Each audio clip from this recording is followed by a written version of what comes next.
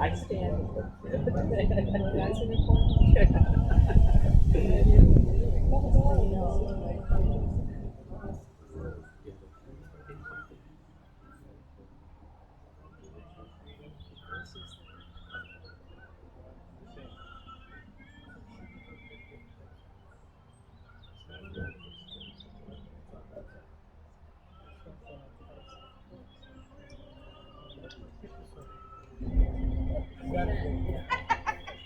The headstone's going here.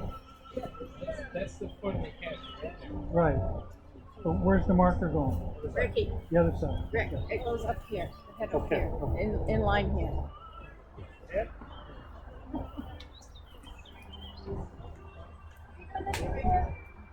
Have you done it before?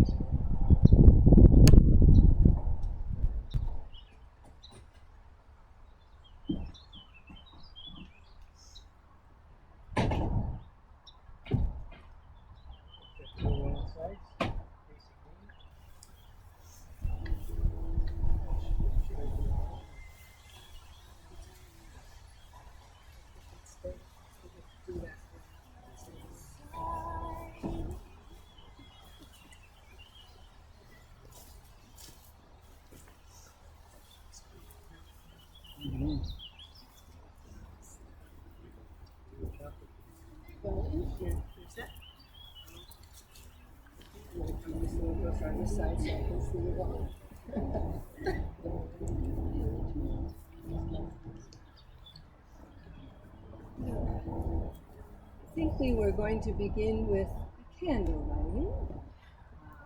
And so I'm going to. Left the candle in the Oh, it's in the car. It's all right. lighter. It will. This is all being very normal.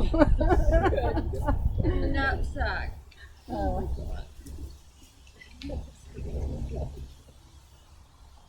I thought it was hiding. You were hiding it there.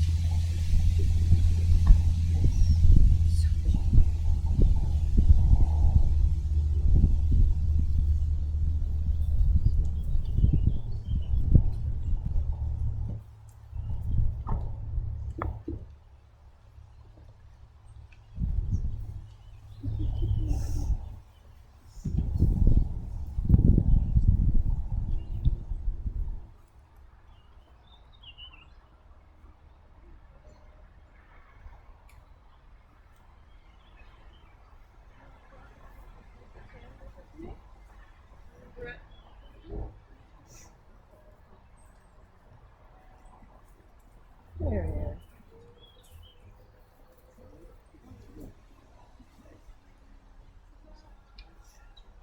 Yeah.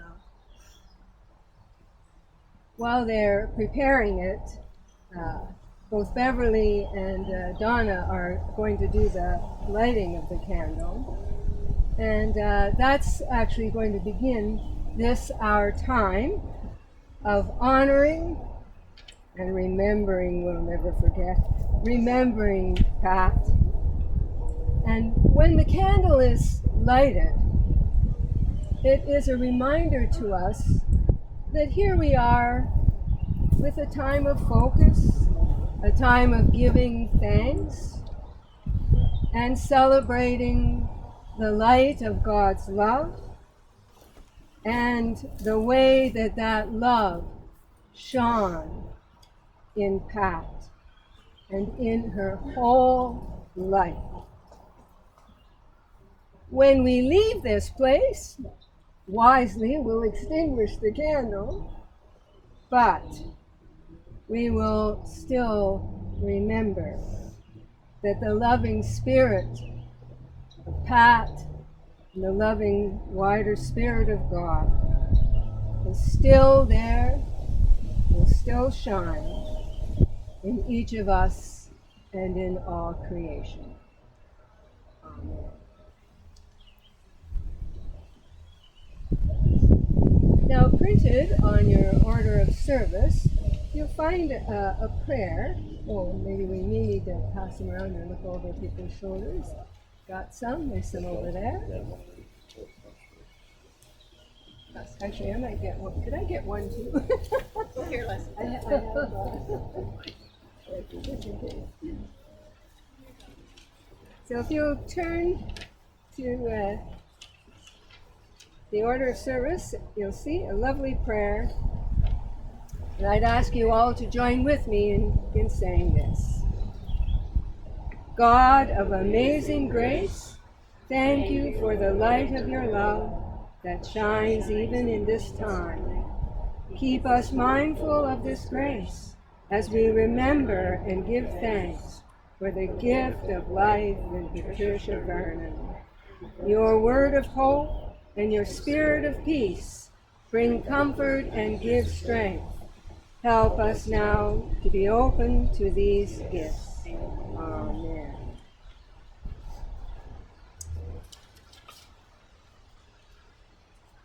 Pat knew her, probably grew up somewhat knowing her Bible and the different stories within it. But this one is, well, not one that we know a lot, but it has a message about life's realities. Life, oddly enough, is not going to be perfect. But that's okay, because there's much to learn and experience through it. So this reading is from the Bible, from the book of Ecclesiastes. And I've shortened it, you'll be glad to know. There is a time for everything, and a season for every activity under the heavens. A time to be born, and a time to die. A time to plant, and a time to uproot. A time to kill, and a time to heal. A time to tear down, and a time to build. A time to weep, and a time to laugh. And I would add my own thoughts. Weeping and laughing sometimes go together. A time to embrace, and a time to refrain from embracing. A time to search, and a time to give up. A time to tear, and a time to mend. That's for the love of sewing that Pat had. A time to be silent, and a time to speak. A time for war, and a time for peace. God has made everything in beauty. And God has also set eternity in the hearts of people. There is nothing better for people than to be happy and to do good while they live. I know that everything God does will endure forever.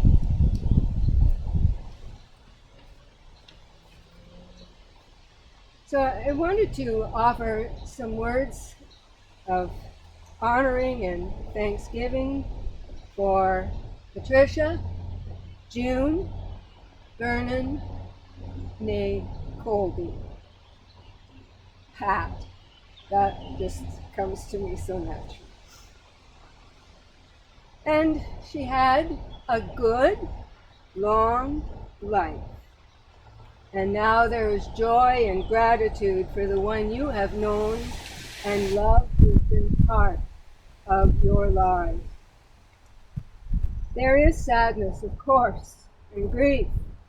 It doesn't matter how long a person's life has been. When we love someone, we will feel sadness and grief when we lose them. But here's the thing. We can feel both joy and sadness at the same time. And actually, it is good to put these together. Grief is necessary and real, but it can be balanced with exactly the attitude you share even in your gathering today. Some smiles, some laughter, and tears. You have received many treasures in the life of Pat, and the treasures you hold, you will keep on holding them. Some people think money, fame, status are the things that matter. Pat thought differently, and we all know that. That is, what mattered to her is how she lived. And as a result, that's how she left so many treasures for you, her family, and dear friends. The treasures are not things per se, they are memories of love and caring, and that cannot be taken away. Pat brought love and kindness into her whole life. In her earlier years, raising a family, she worked at the Dominion store. I bet a lot of you don't even know there was a convenience store. It eventually became Metro. But at that time, Dominion store was a very big store for food and so on. And Pat worked at one, I think it was on Lawrence Avenue, for quite a long time. True to Pat's kindness, she offered a listening ear and caring for the staff and the customers. And they were really sad when the time came for her to leave that position. In those days, as Pat was working, there was not a lot of money.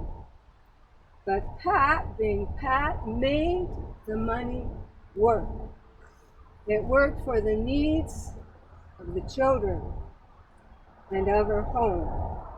And I was always amazed at how Pat could channel herself, and she didn't break it. She would save bits and pieces of money until she met the goal for what she wanted to give or a way to help others. That was what she did. When I first met Pat some 17 years ago, I couldn't miss how much joy she had in her family.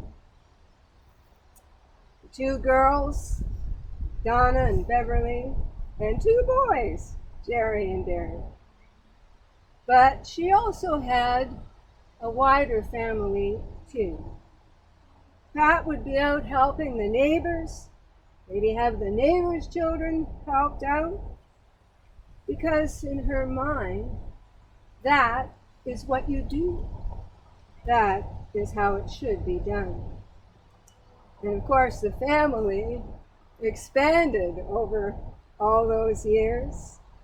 And again, I got to hear many a time how much Pat enjoyed, well, these little grandchildren first, and then these wonderful growing grandchildren, and then the great-grands.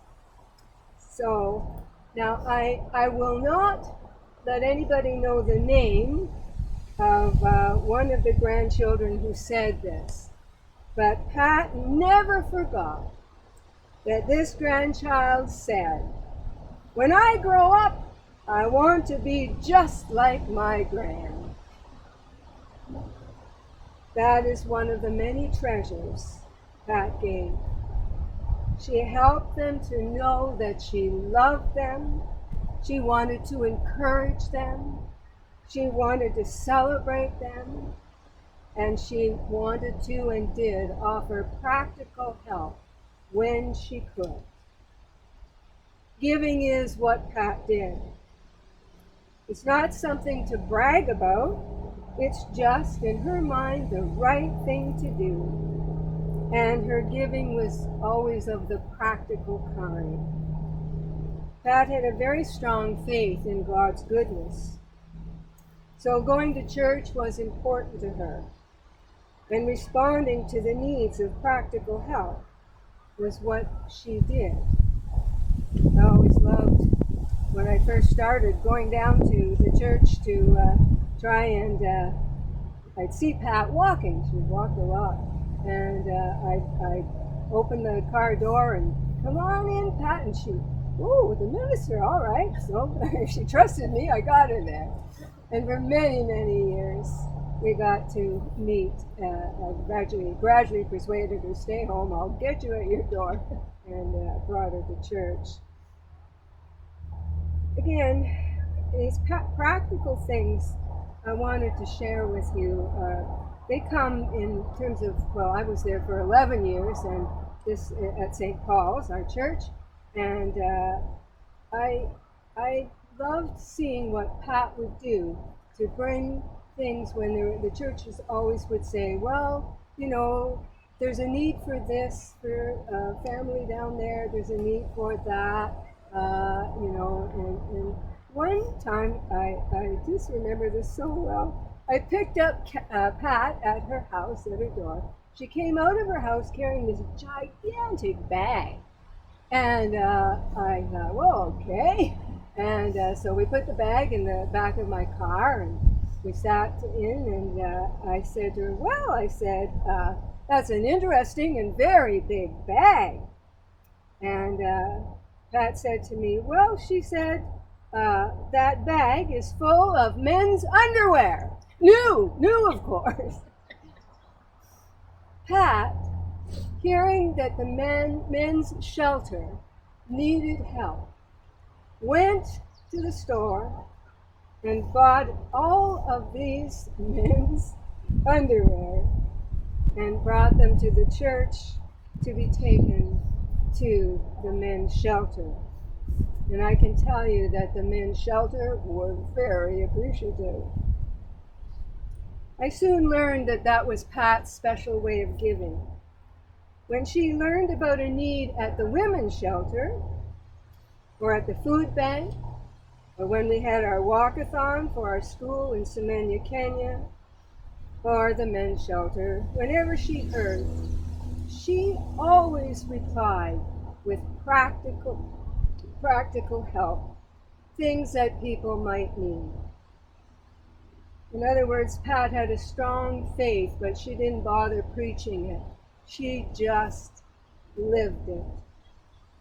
And she lived it in practical ways all her life, day by day, whether phoning a friend, making a donation, or sharing a celebration with you, her dear family, or, as some of you will know, feeding the homeless cats.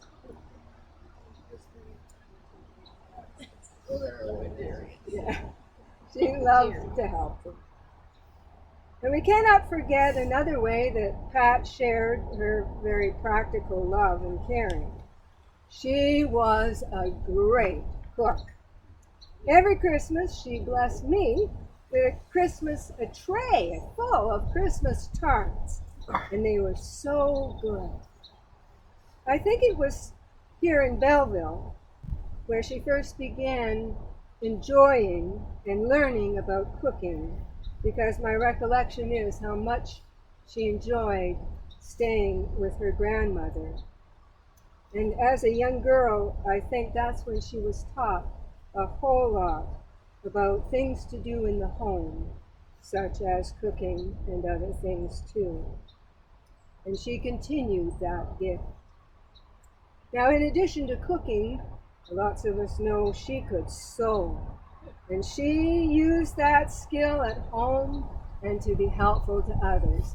At least some of you, when you were way younger, wore clothing that she sewed for you.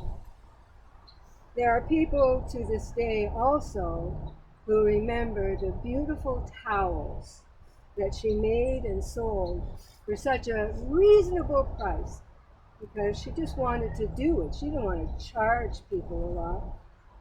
She would do this at the Christmas bazaar, at the church, and at friends' homes. And people, they were so happy because these were not just towels. I meant to bring you one, but you've probably seen them. They all have them? Good. And there's a basket still sitting at homeless. Okay. So you know where they'll be going. Okay. Well, I mean, you don't get towels like that anywhere else. So you know. And she sure made them with love and skill. And again, it was all practical. At the same time, Pat chose to share her gifts. I also have something she made, a beautiful Christmas wreath. And that was amazing what she managed to do. So I keep saying this to you because I know this is a very hard time. But I want you to embrace the treasures that she has given. Pat's life is a treasure. She shared her treasures with her dear family and friends, and she shared kindness with people she would never even meet, but she helped to make their lives better. It takes courage to bless this world with a loving heart. And even when we do that, we're still going to face hardships, but we do so with a greater trust in the spirit of love and in God's love that endures all things. I am so grateful for all of Pat's treasures, and I know you are too. They will always be with us. Now, Bernie has just some words she would like to share with you.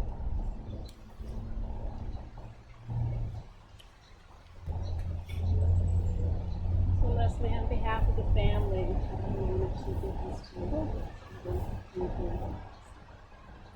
Thank you. So, first of all, I've been in this woman's life for about 35 years. And when I reflected back on her life, I just thought of all the things that she taught us and what she didn't teach us and what she meant to teach us. And today I think there's a great lesson too, and it's about perseverance and longevity. And the fact that she lived for 96 years and up until 3 months ago, she really didn't spend any time in the hospital. She was very healthy and vibrant and we spoke to her from Mexico every few days, and I'll always treasure that. John Lennon, when he was a young boy, his mother told him the key to success is happiness. So when he was in school, one of the lessons was, what do you want to do when you grow up? And John wrote, be happy. And the teacher said, you don't understand the question. And he said, you don't understand life. And even though Gran had her ups and downs, because she had many, and she had lots of heartache, and her kids kind of drove her around the bend a little bit, a lot. But she made the best. Like what Leslie said is true. She worked hard, and everything she had was from blood, sweat, and tears. And she made $1. She stretched it like no one knows. And I have to tell you, Leslie, that in 17 years that you've known her, I never met you, but I knew all about you. And like, what greater pastor picks up, minister picks up the parish, right? Like that's just amazing. And she would have got there anyways, but thank you for doing that. And some of the things that I remember, the things that she taught me how to make pie crust, even though I didn't want to learn. I used to get her to make it for me, and I would freeze it. And then eventually I said, well, one day she's going to go, I have to learn how to make pie crust. So I learned to make pie crust. She taught me how to make meringue, because I couldn't make meringue. She taught Dawn how to make lemon butter. These are things that can't go to the grave. She taught me how to make Black Forest cake. And she also taught me that when you iron a pair of pants, you never do the seam up the ass. Which I didn't know that. I didn't know that. How would I have known? Right? But the great thing about Gran, because we all called her Gran, and at her 65th birthday, we were saying then, gee, what are we going to do when she goes? Like, we just can't even imagine her not being here. And how lucky were we that we got her for another 30 years? Like, who knew that she would last? And so we're really grateful for that. And I spent a lot of time talking to Gran on the phone, and it's funny because Tam mentioned one time that you knew what type of mood Gran was in. When she called you, you would know if it was going to be a short conversation. She was very direct, to the point, and that was it. But then there was times that she wanted to talk, and I talked to her lots. And I remember back in 95 when Hunter was born, and she had said to me one time, would it ever be nice for Derek to be at Christmas? And I thought, well, I'm going to ask him. And so I made a phone call, and I asked him. First, I was smart enough to ask the wife, and I said to the wife, would it be okay if Derek joined us for Christmas dinner? Because I wanted to take that away from her, not to be threatened. And she said, I don't know, ask him. And so he got on the phone, I asked him, I said, don't feel any pressure. Let me know. And he showed up for Christmas dinner. And the beautiful thing was, even though he was in inner life, she never stopped loving him.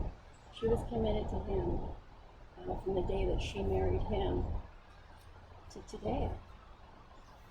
And so we left them alone in the room. I bet they were there for a couple hours talking and reminiscing. And I know that he had regret. And I know they're together today, which for her, that's wonderful. So I want to read this poem, and I just thought it was very touching. And it's called The Invitation. It doesn't interest me what you do for a living. I want to know what you ache for. And if you dare to dream, meeting your heart's longing.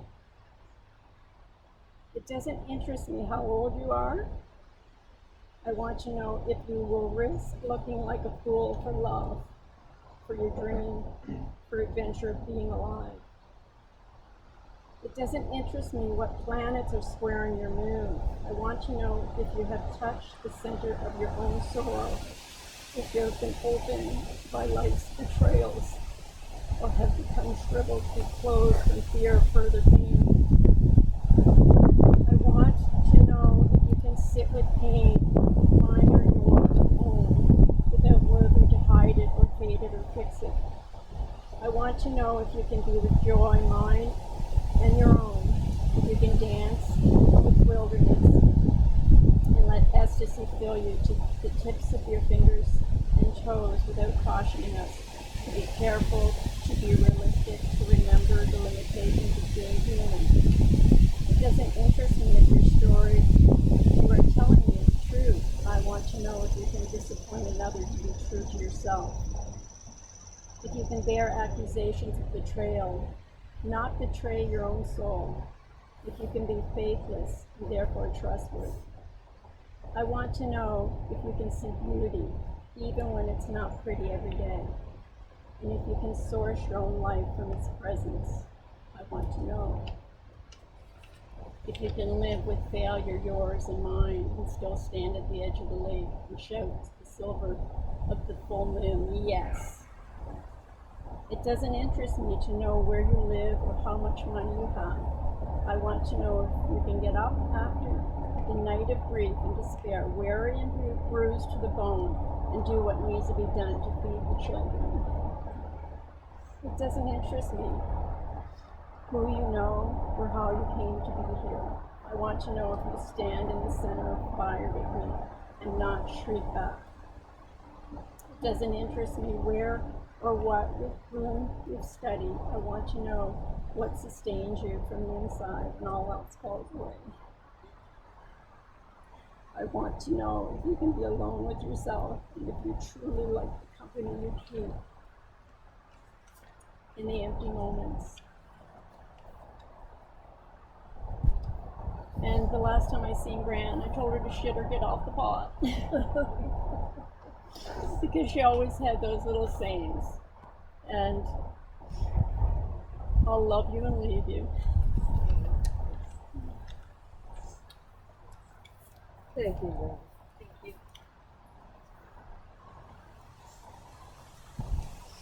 I'd just like to offer a prayer, and it'll be followed by us sharing the Lord's Prayer. Let us pray. Creating God, we thank you for the wonder and beauty of all creation, and especially for the gift of life, and in life for the blessing of caring relationships. We offer our thanks now for the life of Patricia, of Pat. We offer thanks for her whole life as a child, a youth, an adult, as a wife, mother, mother-in-law, grandmother and great-grand, as sister and friend, and especially for her being a person in her own way, in her own right. In this time, there are many special thoughts that each of us has and holds for Pat. We are grateful for all the treasures and memories. And in this time, we remember also that life is precious. It is a gift. It's not to be hoarded, but to be given and read. God, our Redeemer, you did not make us to be perfect, and we are all grateful. You made us to share life, to learn, to grow. Help us to face this time, even the sadness of loss, with courage and strength in the light of your love. And we offer our prayers for any and all who bear heavy burdens. And we offer our prayers for those who can't be here today, but they are thinking of this special time and carry their own loss and joy for past. God, our sustainer, remind us you never abandon us, not even in the valley of the shadow of death. You go through it with us. May we trust in your loving purpose and find our way with you in caring for this world. And let us pray together the prayer which Jesus taught us to say. Our Father, who art in heaven, hallowed be thy name. Thy kingdom come, thy will be done on earth as it is in heaven. Give us this day our daily bread, and forgive us our trespasses, as we forgive those who trespass against us. And lead us not into temptation, but deliver us from evil. For thine is the kingdom, the power, and the glory, forever and ever. Amen. If you will turn in your order of service, you'll see a reading of a beautiful psalm, Psalm 23, a special one to Pat as well. And we'll read it together. The Lord is my shepherd, I shall not want. He maketh me to lie down in green pastures. He leadeth me beside the still waters. He restoreth my soul. He leadeth me in paths of righteousness for his name's sake. Yea, though I walk through the valley of the shadow of death, I will fear no evil, for thou art with me, thy rod and thy staff, they comfort me. Thou preparest a table before me in the presence of mine enemies. Thou anointest my head with oil, My cup runneth over. Surely goodness and mercy shall follow me all the days of my life, and I will dwell in the house of the Lord forever. Amen. Now, we're going to have just a brief service called the Service of Committal. And I am going to ask you, as we get to the end of that committal, I'll let you know, but there's beautiful flowers here that we'll be able to place. And just each person, just come. You don't have to come one at a time, you can come a couple at a time, but to just place them upon the casket. And then if you would come back, we're going to end this time by that beautiful, it actually was a song, but we're not singing it. We're going to say the words, and they're on the back of that order of service. Go now in peace, because I can't think of a better thing that Pat would want us to think about and to hear as we leave from this place. So for the service of committal, I'm just going to move it a little bit.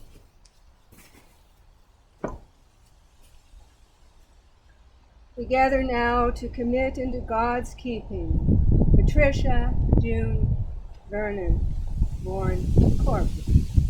We know that everything in all creation is connected in some way with everything else.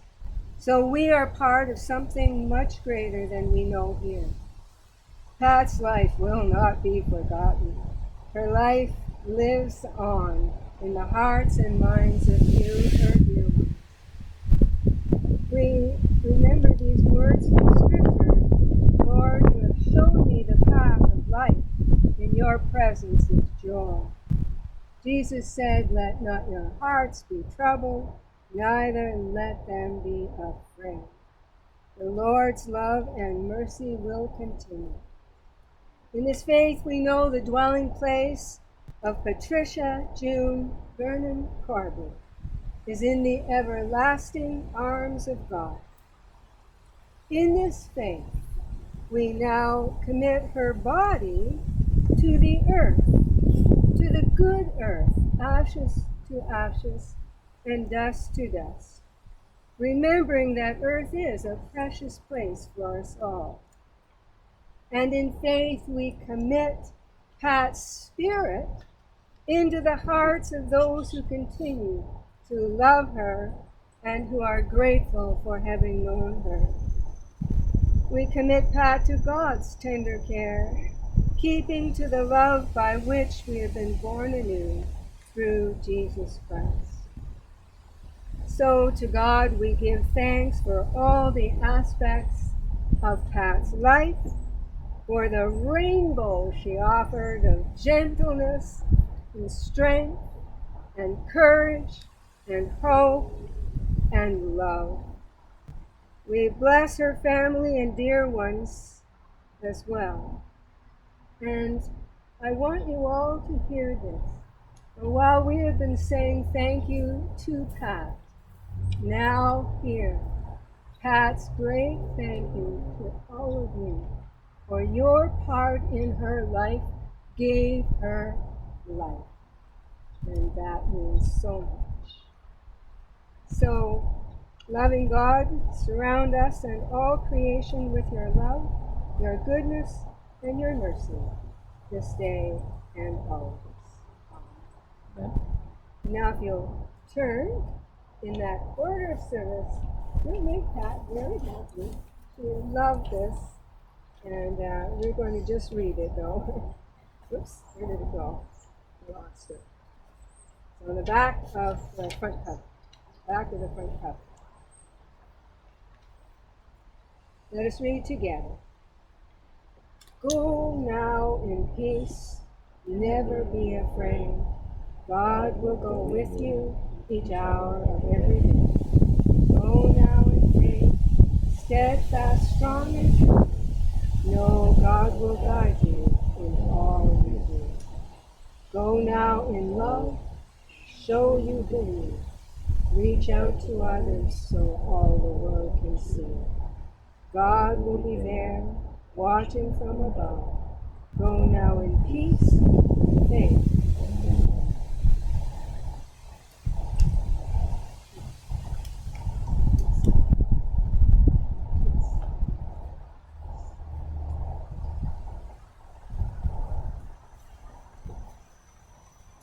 That concludes our service.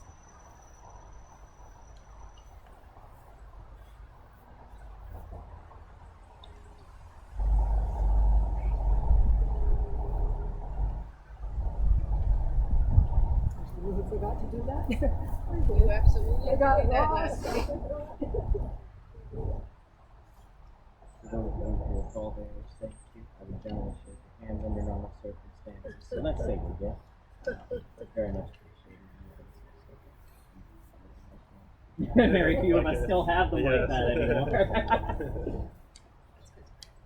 Oh, this okay, yeah, that was same story with mine. So yeah. So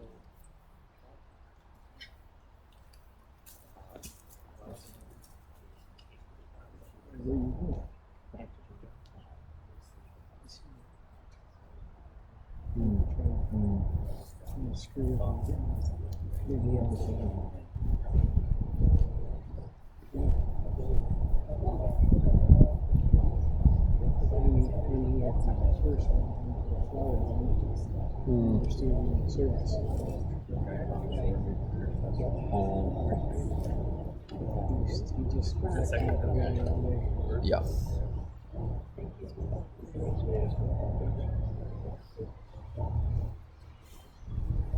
This your easy setting? Oh yeah.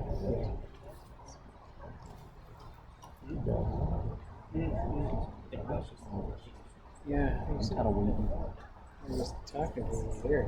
She was asking about the casket and how it was being done. Oh, okay. Just wondering what that gold thing was underneath it. I had to go through all that. Thank you. Yes. Thank you for everything. I know that's the same right here. You sure see her face in here. Yes.